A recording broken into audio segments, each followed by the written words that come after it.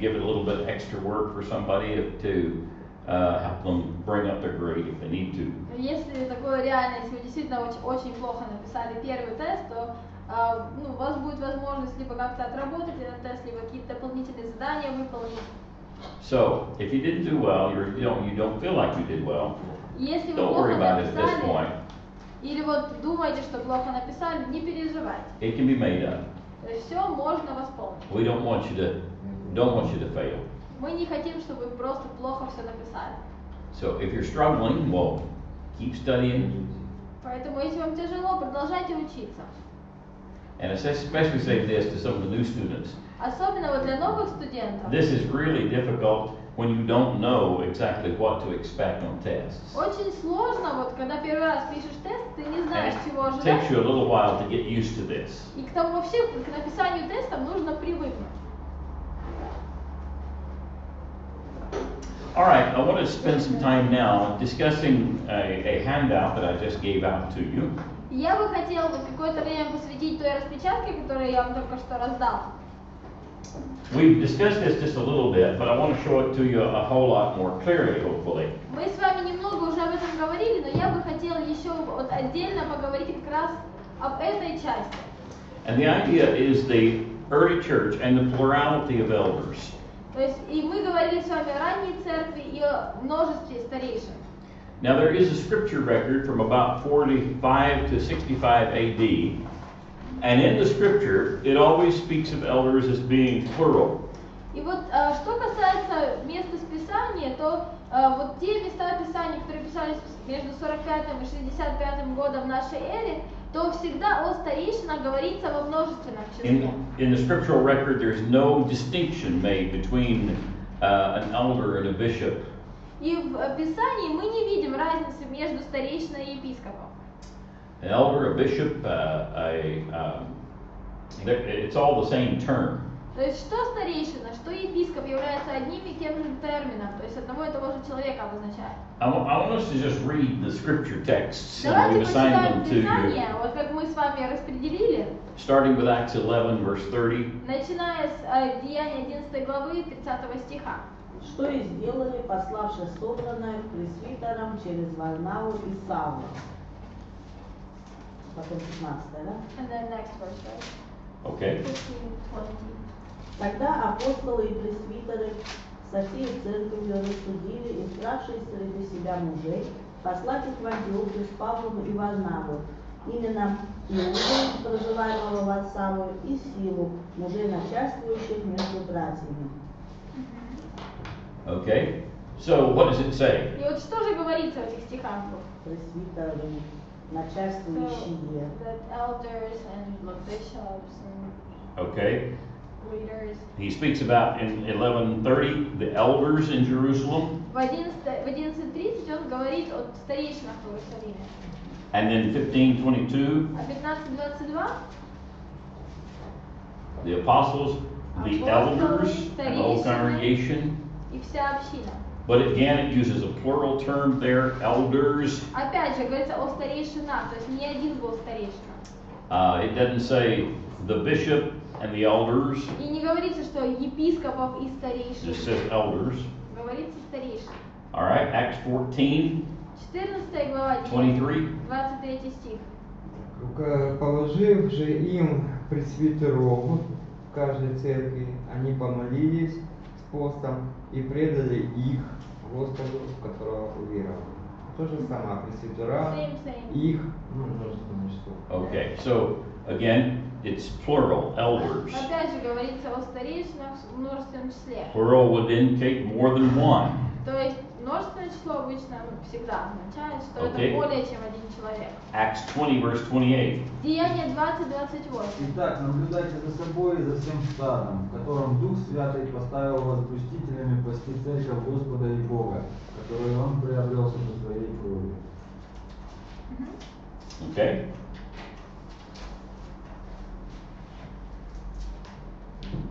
Ну тут подсрочники епископа и поймана во Well, in explanation to this verse, it says that there are two words that I use there: episcopus and then Yes.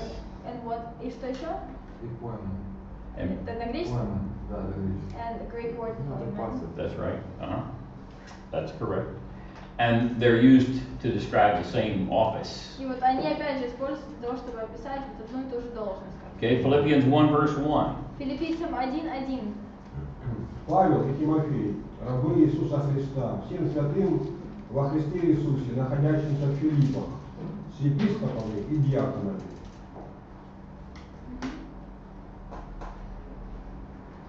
Для того я оставил тебя на пути, чтобы ты довершил незаконченное и поставил по всем городам пресвитеров, как я тебе приказывал. What was last verse Okay. beside this? All right, thank you. Спасибо. And the thing that I wanted you to see is that it's just constantly talking about a multiple of elders. It doesn't seem to make any particular distinction between one over the other. Для чего мы все это прочитали? Для того, чтобы мы с вами увидели, что постоянно говорится о множественном числе старейшинах и не говорится о каком-то превосходстве одной должности над другой. In about the year 95, there is a mention of the idea that some place had a bishop upon the occasion who would kind of preside over the meetings of the elders. И вот в 95 году появляется как бы мысль о том, или информация о том, что в одной из церквей появляется вот такой епископ, как он называется, и это человек, который, он является главой старейшин, то есть на собраниях старейшин он является руководителем. But that was not a general practice in the church. Но это не было распространенной практикой церкви. Between 100 and 200, the terms elder and bishop began in a few places to be designated as two separate groups. И вот также примерно между 100 и 120 Between 100 and 200. да, между 100 и 200 годом появляется небольшая разница между старейшиной и епископом. То есть вот им приписываются уже немного разные роли. But you'll notice in 110 to 117, Polycarp was insisting upon just elders. Но вот в 110 по 117 год в трудах Поликарпа мы видим о том, что он требует, чтобы были только старейшины. In 115 to 140, there was still the emphasis upon the elders of Rome. И вот со 115 по 140 год все равно еще постоянно повторяется мысль о том, что должны быть только старейшины Рима. And Ignatius started pressing to notice bishops almost as a separate group.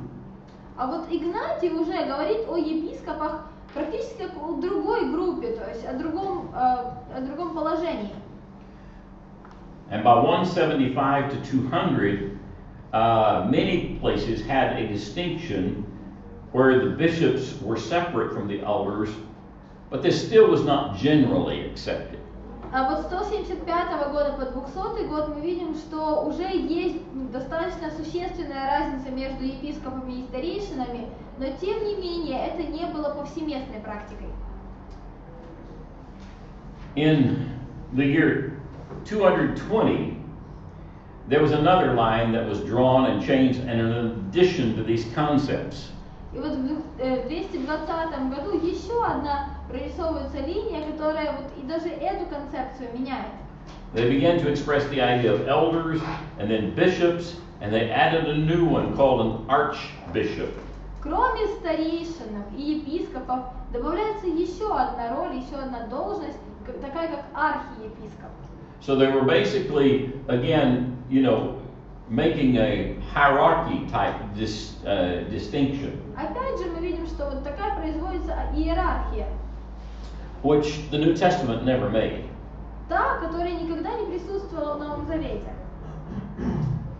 In 381, the patriarchs called for Rome, Constantinople, Alexandria, Antioch, and Jerusalem to have guys designated as patriarchs.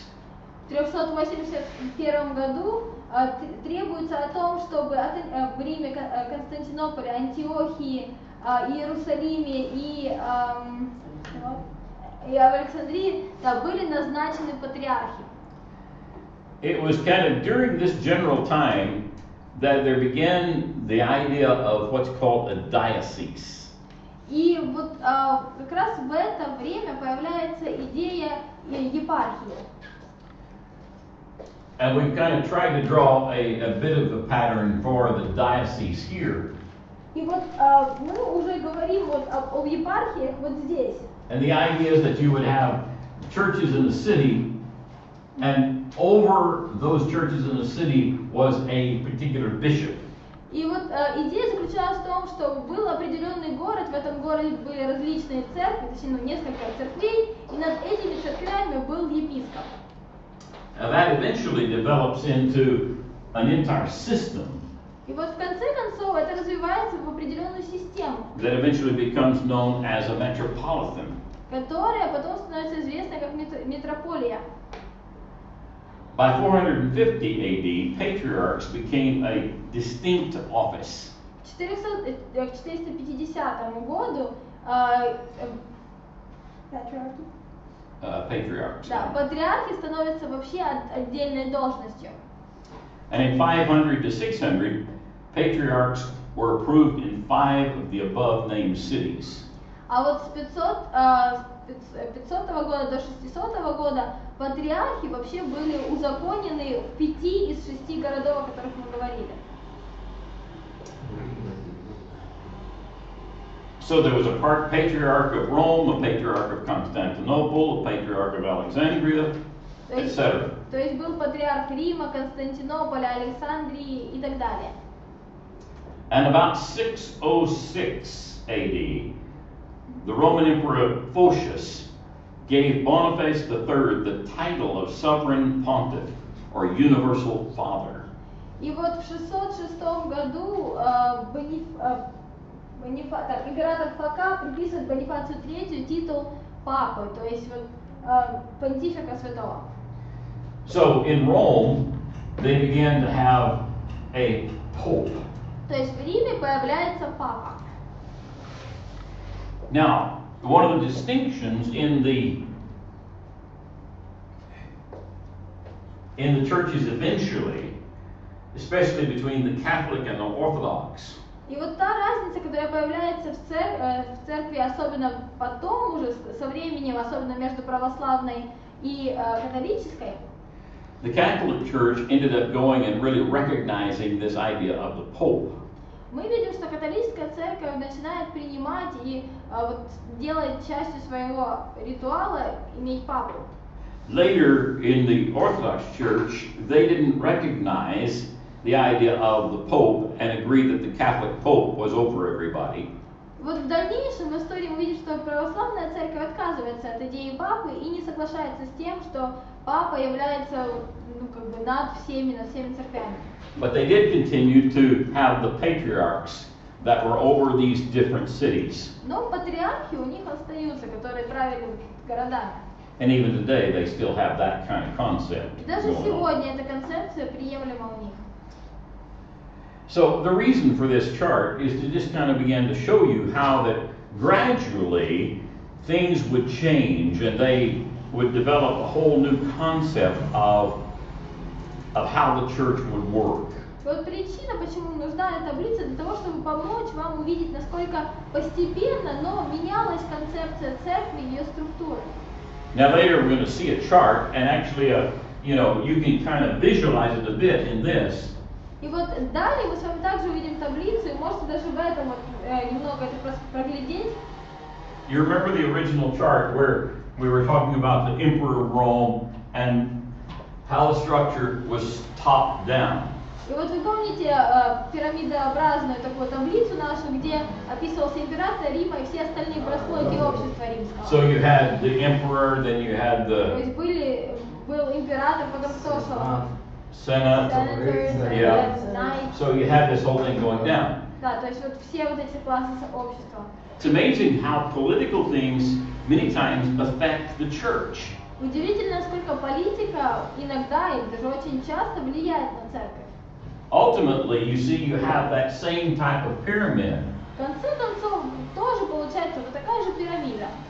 And in the Catholic Church and in the Orthodox Church, you you have a similar type of pyramid in church structure.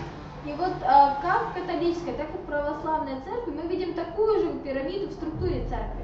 With the Catholic Church, of course, you start up, instead of the emperor, you have the Pope. Хотя в католической церкви вместо императора там уже будет папа. Under them, you're going to have a group called the College of Cardinals. Далее, вот ниже его будет коллегия кардиналов. And it's going to continue to structure on down. И вот ниже и ниже структура.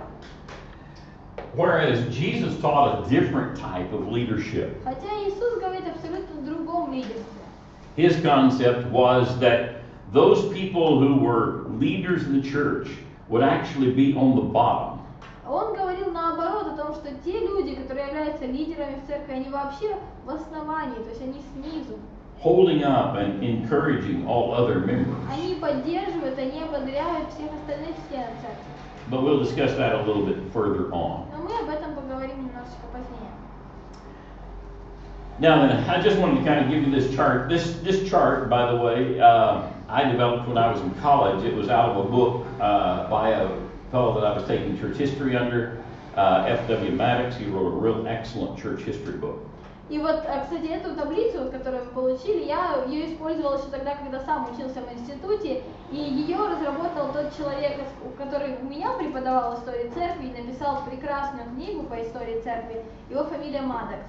Unfortunately, it has not been translated into Russian. I К wish it was. сожалению, вот на русский язык не перевели ее, к сожалению, опять же. Хотелось бы, чтобы она была и на нашем языке. You're getting bits of it in this course too, since. Но отчасти вот все равно вы узнаете, что там было написано. All right.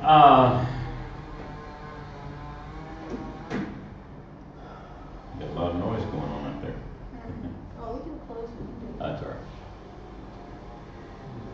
All right, now I want to go a little bit further and talk about some further things that began to happen И далее я хотела in church поговорить history. о том, что вот в дальнейшем происходило в истории церкви. A lot of times people they get to points where they start asking questions like, you know, how can we help the church to really grow? Вот иногда бывают моменты, когда братья и там люди задают вопросы, как же помочь церкви расти? If we just had more exciting sermons, maybe that would make the church Вот grow. если бы проповеди у нас были повеселее, вот тогда точно росла церковь. If maybe our worship services were just more appealing to other people, Или maybe it если would бы grow. наши богослужения, вот они более привлекательными были для людей, вот тогда бы, может быть, росла церковь. Well, in the first and second centuries, or the second and third centuries, after there was so much persecution going on, Но вот во втором-третьем веке, после всех этих гонений, которые пережили, many of them thought, well, if we were free from the persecution and the church was really accepted, then maybe we would really even grow more. многие думали, что ну вот если бы не было гонений, если бы приняли церковь, вот тогда бы точно мы росли еще больше. If only the Roman government would listen to us and accept us. Если бы римляне только нас послушали, если бы они приняли нас. And in the 4th century, the church began to gain that kind of political favor. И вот к IV веку церковь начинает вот такие, как бы, с политической точки зрения становиться чем-то привлекательным. And churches began to grow more. Церковь начинает расти еще больше. Treasuries of the church were really expanded. И вот те дары, которые приносились в церковь, становились все больше и больше. Yet the outcome wasn't all good. Тем не менее, результат был уже не такой прекрасный. So I want to kind of lead you up to a point where Christianity begins to be accepted in the Roman Empire. И вот я бы хотела рассмотреть вот тот процесс, который произошел до момента, когда Римская империя принимает христианство как религию. In the year 247, В 247 году Rome turned 1,000 years old as an empire. Риму исполняется 1000 лет как империи.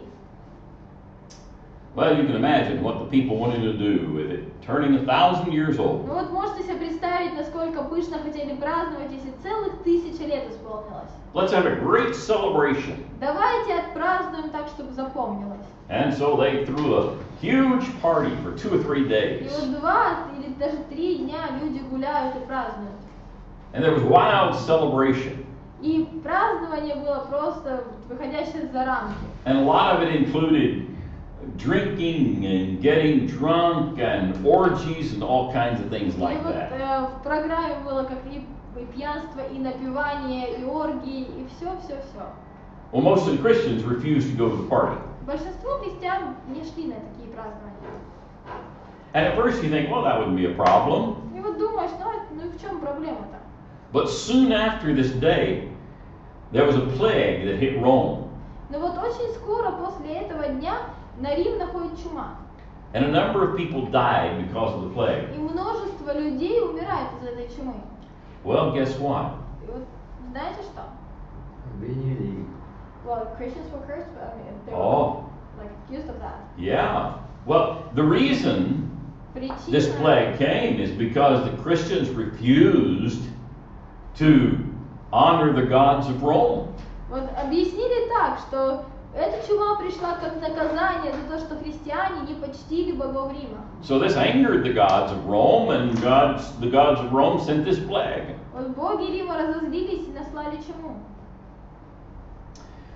So to regain the gods of Rome goodwill, И вот для того, чтобы вернуть благосклонность богов Рима, Emperor Decius император Даций launched an empire-wide persecution.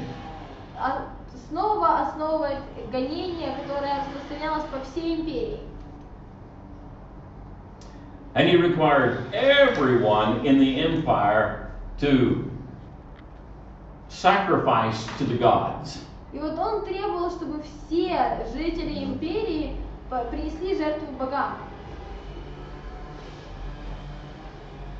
And everybody who sacrificed to the gods would receive a sacrifice certificate. И всякий, кто приносил жертву Богу, получал вот такой сертификат, который подтверждал эту жертву. Remember we talked about Origen. Помните, мы говорили об Оригене? Origen died in this particular Ориген persecution. как раз умирает в этом гонении. The persecution didn't last that long, Гонение длилось не так уж долго. but the problems in the church continued for a good while. Но проблемы в церкви из-за этого продолжились еще долгое-долгое время. Church members who ended up thinking, some church members would end up thinking, well, you know, even though I don't really believe in the gods of Rome, to save myself and be of more use in the kingdom later, I'll go ahead and make this sacrifice and receive this certificate. Вот одна часть церкви, одна часть прихожан думала о том, что ну вот так как я, зачем мне умирать, то есть мне боги римские, они мне, никак на меня не влияют. Я пойду, принесу жертву, получу сертификат, буду себе жить и служить Господу. And of course, some church members would notice that those church members had sacrificed and did this, and that was terrible. Другие замечали, что вот некоторые начали бегать, приносить жертву и считали, что это просто ужасно. And so the ones that had sacrificed wanted to return back to the church И вот те, которые принесли жертву, они хотели снова after the persecution was over. частью церкви после гонений. So, could these people come back? Можно ли таким людям возвращаться? Можно ли их принять обратно в общину? How do we know if they are truly repentant? Откуда мы знаем, что вот они действительно до вот конца, до самого сердца раскаялись? So that became a real problem within the churches. И это создает большую проблему в церкви.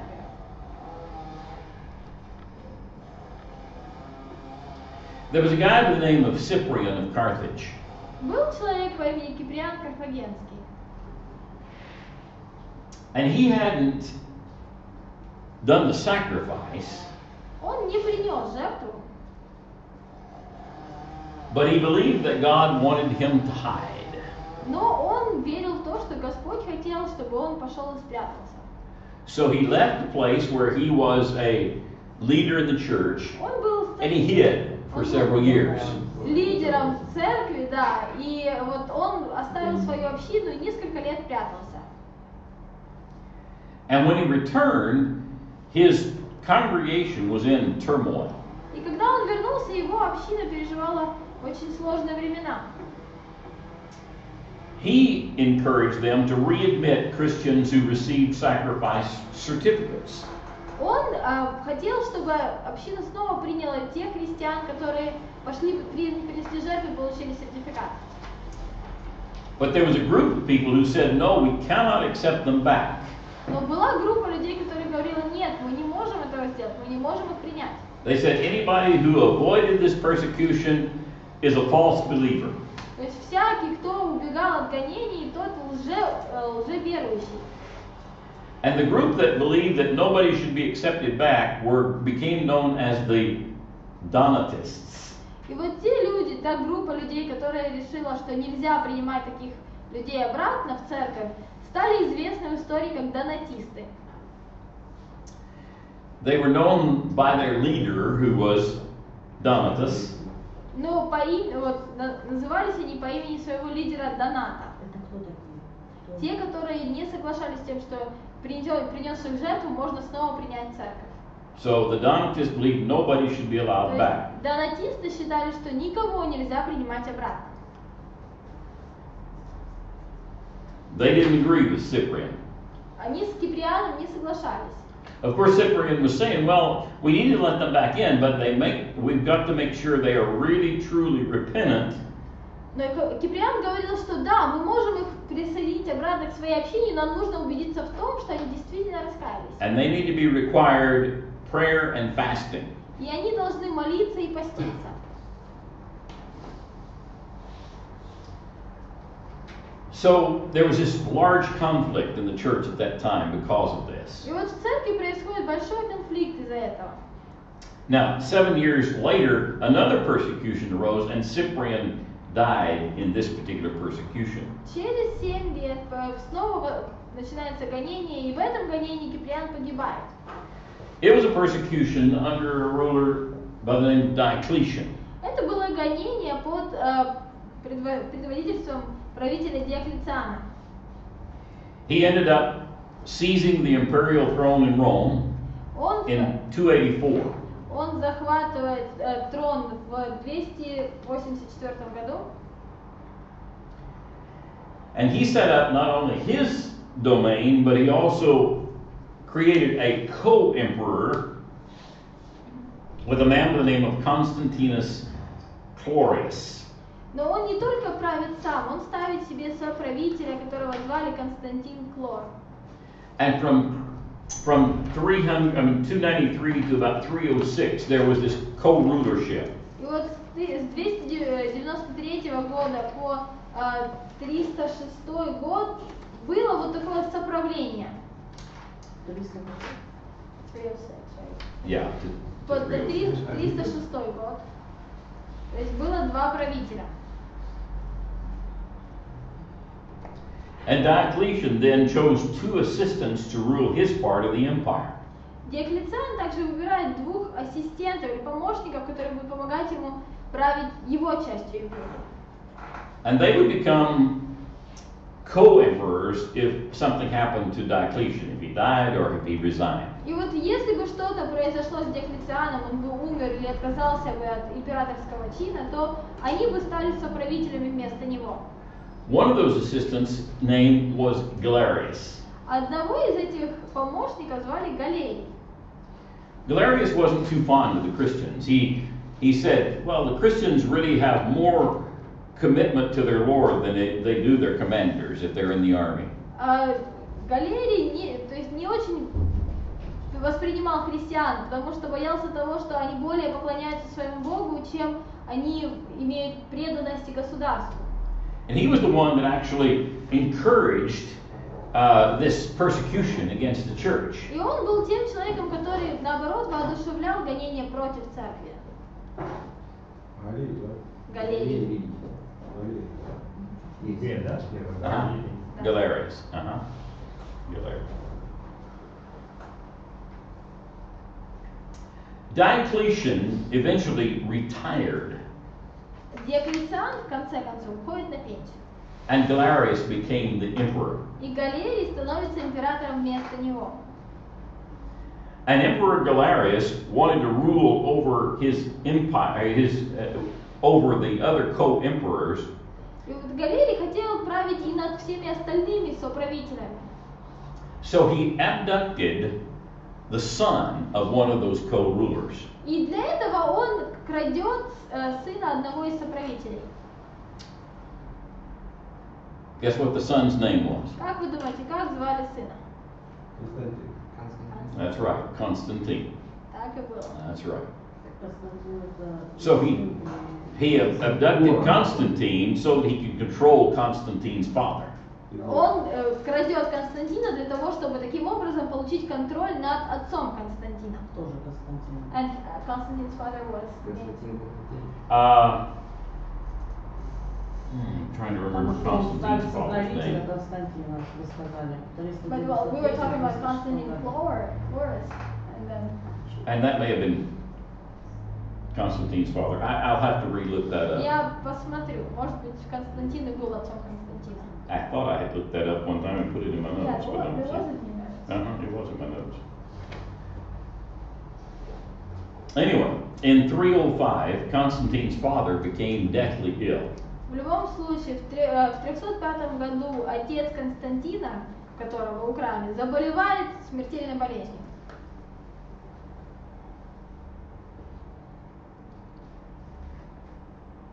And Constantine was able to persuade Galerius to allow him to go and visit his father. И вот Константин, мальчик, которого украли, убеждает Галерия в том, чтобы пойти и навестить своего больного отца. And so as he went to see his father, Constantine's father died, and so Constantine declared himself as the co-ruler now. И вот так случилось, что Константин пришел навестить своего больного отца, который в тот момент как раз и умер. И Константин сразу заодно объявляет себя вот новым соправителем. And Galerius stopped the persecution of Christians Галерий перестает гнать христиан by what he called the Edict of Toleration. и выпускает эдикт терпимости. And then he died. И умирает. So this left two guys who were now co-emperors, И вот, получается, остается всего лишь два соправителя. and they were also power-hungry soldiers. Except for them, or they were. They were. И вот эти два человека, они были солдатами по своей сути, и они очень жаждали власти. One was named Constantine. Одного звали Константин, The other was named Maxentius. Максентий звали второго. By the way, I forgot to mention that Cyprian of Carthage was actually ended up being put to the lions. Я вот, кстати, забыл сказать, что Киприан Карфагенский умер через съедение львами. Missing some of these pictures that I intended to show you. Хотел показать вам картинку, забыл. This is the persecution under Diocletian. Это вот изображение гонений при Диоклетиане. Кто Константин Владимир была? Что? Заняли военная, которая противостояла друг другу. Константин. И Максентий. Yeah, I'll go ahead with that picture because this shows shows Constantine Chlorus. А вот, Yeah, he was the father of Constantine the Great. вот отец Константина Великого, Константин Хлор, или Клор.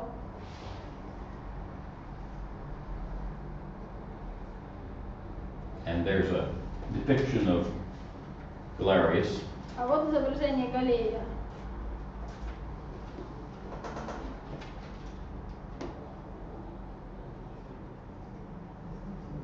Несимпатичный А дядя. что Джейдон может сказать, глядя на портрет? Сказать, в каком плане?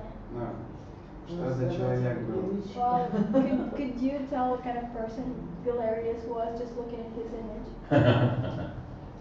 Были грязные поли. Радующие глаз. He looks kind of strange, doesn't he? Выглядит немного странно. Глаза так неприродно раскрыты. Константин круглый, на армянском Клор круглый. And in Armenian, Klor means round. Means what? Round. Round.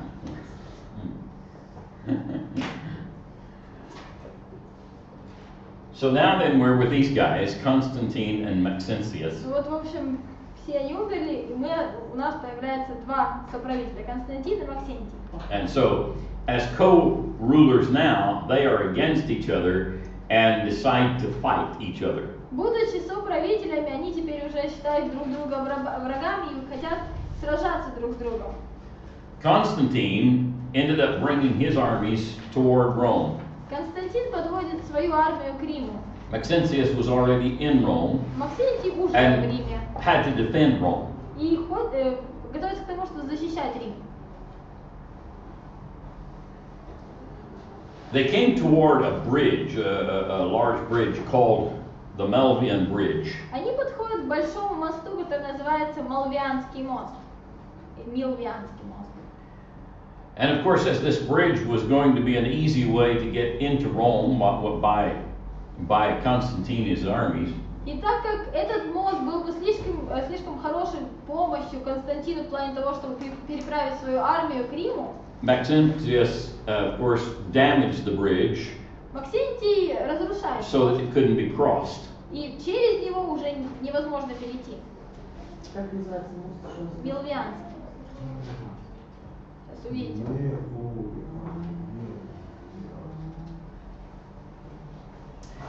Now, as Constantine moved toward Rome, Вот продвигаясь к Риму, Константин the day before the battle, за день до битвы, Constantine prayed. Константин молится. Now, you got to understand, Constantine was really not a Christian. Вы должны понимать и помнить о том, что Константин не был христианином. He was very strong in the belief of the different gods. Более того, он был очень сильно верующим в многобожие. And they say that he prayed to the sun god. И говорят о том, что молитву свою он произносил Богу Солнца. And legend is that he looked into the sun and he saw a cross. И вот по легенде говорят о том, что он взглянул на солнце и увидел изображение креста. And so, before the battle, И вот до he битвы had his soldiers put in chalk a X, XP or XR, I guess it would be. И вот до битвы он просит, чтобы его солдаты на своих щитах нарисовали изображение вот, буква Х и буква Р. Which were the two first letters of Christ's name. То есть Christ. первые две буквы имени Христа. And then he made a battle flag, И также он делает такой and he put on the battle flag a cross. флаг для битвы, и на нем рисует изображение креста. Now, because of this, some of the people thought, well, he's become a Christian and now he's battling in the name of Jesus Christ. И из-за этого многие люди думали, что он стал вдруг христианином, и вот теперь он борется за имя Христа. But there's a lot of debate about that. Но в этом отношении есть очень много You know, споров. very well may have been that he simply was doing this to the sun god, and then he begins to look at and have heard about Jesus Christ. И вот есть много споров, и считали, что, может быть, он сделал просто в честь Бога Солнца. Но вот теперь, уже задумываясь о Христе, And we'll talk about that in a little bit, about what he might have been thinking. We don't know for sure. поговорим об этом в дальнейшем, о том, что он мог, в принципе, думать или предполагал.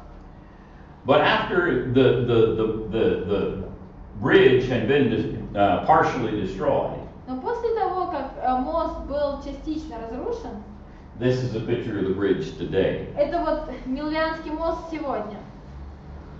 But he evidently damaged it Но тем не менее он его повредил by, destroying part of the bridge тем, что часть so моста that it could not be разрушил. used to come into Rome. И таким образом в Рим уже не попадешь. And then he had this wonderful, brilliant, Но, strategic idea будучи великим стратегом, у него в голове рождается мысль.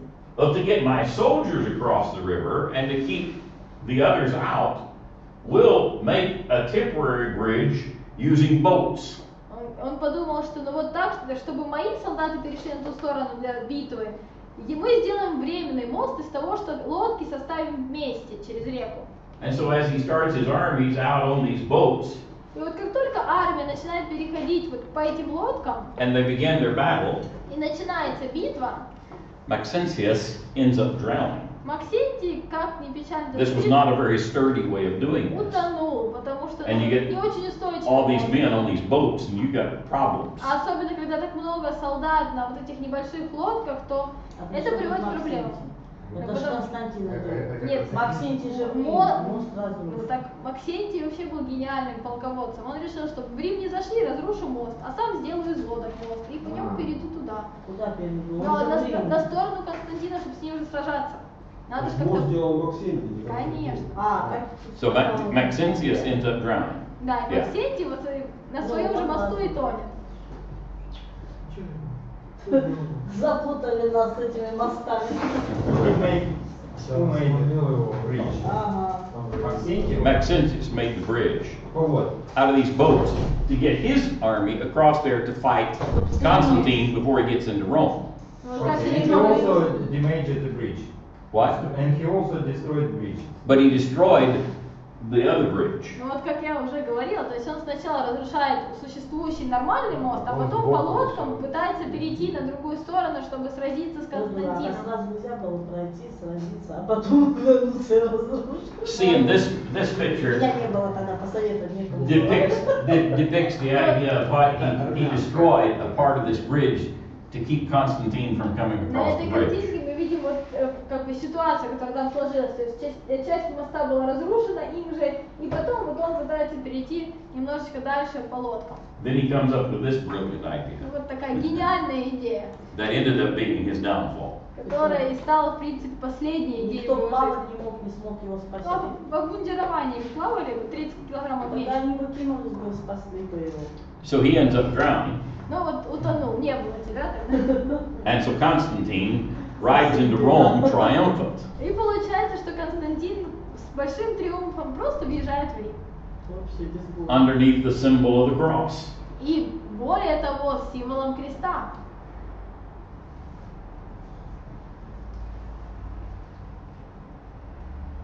Now, some people say that because this happened, Constantine actually became Christian.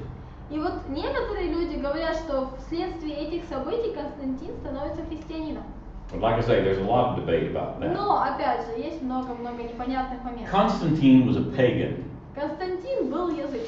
and had strong beliefs in his paganism and had built a number of large pagan temples. И он очень верил в своих языческих богов, и он очень много храмов построил, языческих храмов. But because he won this battle, and there had been some belief that maybe he won the battle because of this other God, Jesus Christ, Но так как он выиграл эту битву, и вот начали говорить, что он выиграл эту битву благодаря вот этому другому Богу, Иисусу Христу, he and his co-emperor, Licinius, он и его соимператор Лисиний issued what they called the Edict of Milan. выпускают Миланский эдикт. In the Edict of Milan, it says this: В Миланском эдикте говорится следующее. Our purpose is to allow Christians and all others to worship as they desire, so that whatever divinity lives in the heavens will be kind to us. Там говорится о том, что наша цель, чтобы разрешить христианам и другим религиям поклоняться своему Богу так, как они считают необходимым, чтобы их боги, какие бы они ни были бы добры к нам. In other words, essentially, they're just not wanting to offend any of the gods. Другими словами, они просто не хотят ссориться ни с какими богами. And if they let the Christians then do what they want to do and worship as they want to do, then everything will be all right with И вот everything in если Rome. христианам разрешить поклоняться так, как им нравится, то есть кому они хотят, то все у нас будет хорошо, все в Риме будет отлично. Now, Constantine did give a lot of church leaders widespread favors. И Константин также дает очень много попущений тем лидерам церкви, которые существовали. And he believed himself now, he was a part of Christianity as well. И вот он так вот решил, что он теперь тоже христианин. But like I say, that's debatable. Но опять же, хотела бы уточнить, что это очень спорный вопрос. He seems to worship Jesus Он as так- the sun god, Вот такое впечатление, что он поклоняется Иисусу как Богу Солнца. retaining much of his paganism. Вот, перенося туда очень много своих языческих традиций. Because Jesus is called the Son of Righteousness. Конечно же, Иисус называется солнцем правды. And of course we mean S-O-N, Son of Righteousness И вот, in English. Yeah. Ну, то есть в английском мы называем сын правды. And he's also, of course, called the light of the world. Также он называется John светом 8, мира. verse 12. Иоанна 8:12. So this worked in very well with the concept even within his paganism. То есть вот как-то все совпадало хорошо с его язычеством. And he notes that they even worshipped on Sunday. И вот что ему особенно было близко, это то, что христиане поклонялись в день солнца, то есть в воскресенье. Ну вот на английском до сих пор это переводится как According день to солнца. Justin Martyr, the day of the sun. Вот согласно Иустину мученику, день солнца. Yes. Sorry, кто написал миланский эдикт? Это выпускает Константин и Лисиний, его соправитель. Who issued Edict of Milan? That was Constantine and Licinius. Константин и Лисиний. А в латинском языке тоже воскресенье как звучит, как день солнца? So in Latin, Sunday is also is sounding like Sunday. It was the day of the sun. Ну да, в принципе, день солнца. The day of the sun. By the way, Licinius eventually went mad and had to be deposed by Constantine. И вот в конце концов Лисиний сходит с ума, и Константину приходится его отстранить, скажем так. But it was at this time that Constantine began to merge a lot of the concepts of paganism into the things that the church would do. Но вот как раз в этот период Константин берет очень многие верования язычества и пытается их привнести, вот как-то смешать с христианскими традициями. It's very interesting that in the pagan practices, Вот очень интересно, что в языческих in the практиках 3rd century, в третьем веке here were 4 things that they did. было 4 вещи, которые они делали. And you'll recognize these things being merged into church thinking. И вот вы, наверное, сейчас сразу увидите, как это все вписалось в христианское мышление даже вот сегодня. Я даже не знаю, как выбирали святых. Under paganism, В язычестве. they had meals to honor the dead. У них были особые застолья в честь умерших, Including meals at the cemetery. включая застолья как раз на кладбище. Under paganism, В язычестве. when a person died, Когда человек умирал, rather than having joyful music like the early Christians had probably had, вместо того, чтобы играть веселую музыку, как это делали, скорее they всего, had ранние these христиане, funeral dirges. были специальные гимны, которые были очень, очень Это печальные. второй пункт или это Это первый? второй. That was under paganism. И это в язычестве. Bum, bum, ba-bum, bum, ba-bum, ba-bum, bum, you know. На похоронах? Да. Funeral dirges. Ну, такие похоронные марши. They also practiced, the pagans practiced the idea of building a shrine over the burial place and calling it holy. И также язычники очень часто строили вот такое надгробие над местом погребения и называли его святым.